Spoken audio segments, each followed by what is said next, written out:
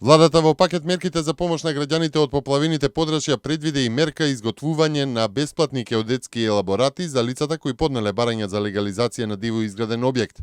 Агенцијата за катастар на недвижности, за што побрзо и поефикасно реализирање на оваа мерка, ги повикува граѓаните од поплавените подрачја кои поднеле барање за легализација до надлежната општина, а се уште немаат доставено геодетски елаборат, да се јават во инфоцентарот на Агенцијата за катастар на недвижности.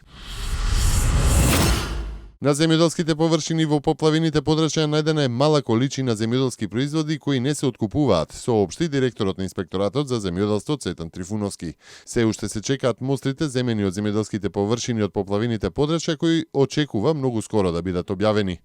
Инспекторатот формираше неколку тимови кои ги минаа сите населени места зафатени со поплавите. Констатирана е мала количина земјоделски производи кои што се останати на тие површини. Земени се неколку мостри за испитување и се уште ги чекаме резултатите. Меѓутоа, на разбирање и на жителите и на сите оние откупувачи кои откупуваат од овој регион, овие производи не се откупуваат за продажба, ниту за консумација.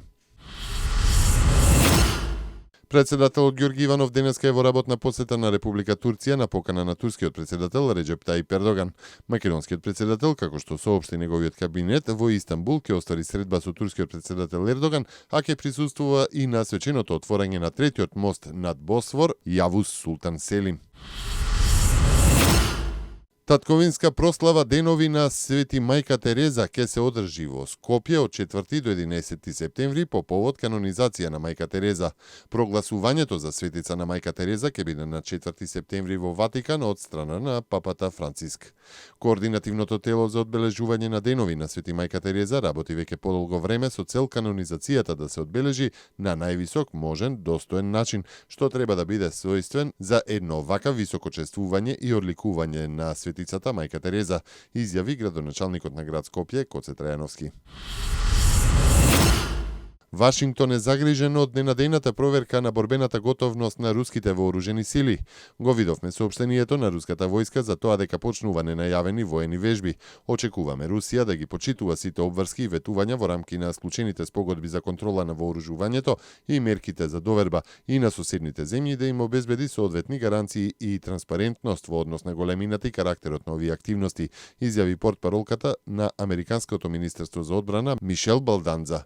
Според неа, ненајдените проверки на борбената готовност на Русија често пати се прават пред масовни воени вежби, а во врска со планираната вежба Кавказ 2016. Ние внимателно ја следиме ситуацијата.